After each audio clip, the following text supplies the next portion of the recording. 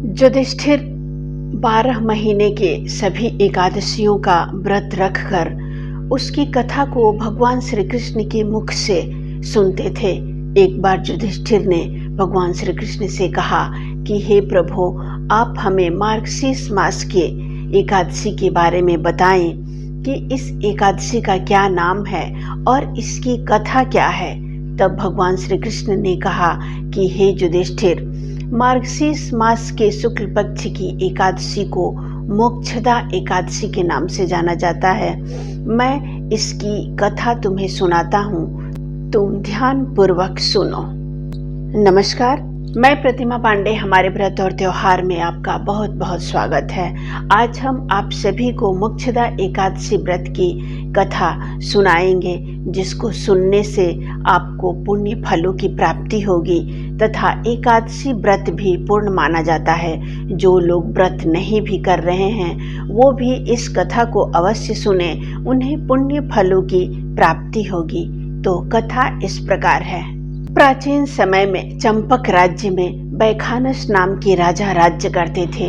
वे अपनी प्रजा को पुत्र के समान पालन करते थे। एक दिन राजा रात को स्वप्न में अपने पितरों को नीच योनि में पड़ा हुआ देखा।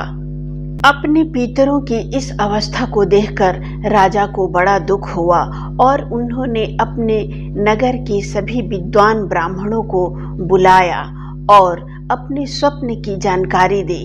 राजा ने कहा कि हे ब्राह्मण देव, मैंने स्वप्न में देखा है कि हमारे पूर्वज नरक में हैं और वो बारंबार रोते हुए मुझे बचाओ ऐसा गुहार लगा रहे हैं, और उन्होंने ये भी कहा कि मुझे इस नरक समुद्र से पार लगाओ।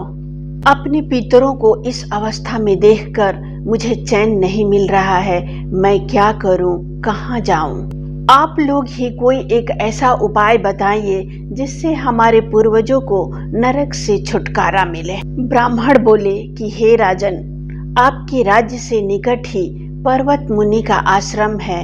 वो मुनि भूत और भविष्य के ज्ञाता हैं, आप उन्हीं के पास जाएं। ब्राह्मणों की बात सुनकर महाराज बैखानस पर्वत मुनि के आश्रम में गए। वहां पर जाकर उन्होंने मुनि को प्रणाम किया।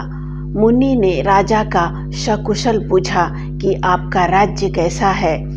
राजा ने अपने राज्य को सकुशल बताते हुए कहा कि हे महाराज, मेरा राज्य तो सकुशल पूर्वक है, किंतु मैंने एक स्वप्न देखा है कि मेरे पूर्वज नरक में हैं। आप कोई उपाय बताइए कि वह कौन सा उपाय है जिससे हमारे पूर्वजों का उद्धार हो।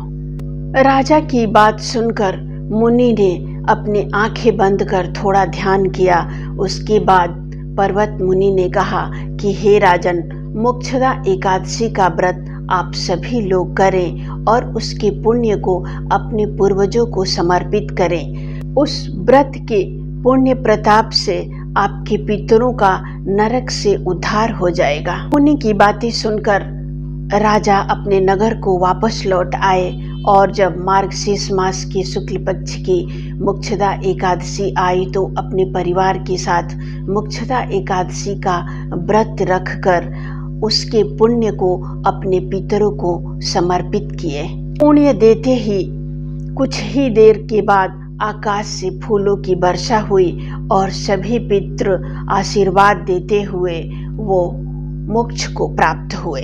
इस प्रकार जो भी व्यक्ति मोक्षदा एकादशी का व्रत रखकर भगवान विष्णु का विधि विधान से पूजन करते हैं, रात को कीर्तन करते हैं, उनके सभी पाप नष्ट हो जाते हैं और वो मरने के पश्चात मोक्ष को प्राप्त होते हैं। ये एकादशी समस्त कामनाओं को भी पूर्ण करने वाली है।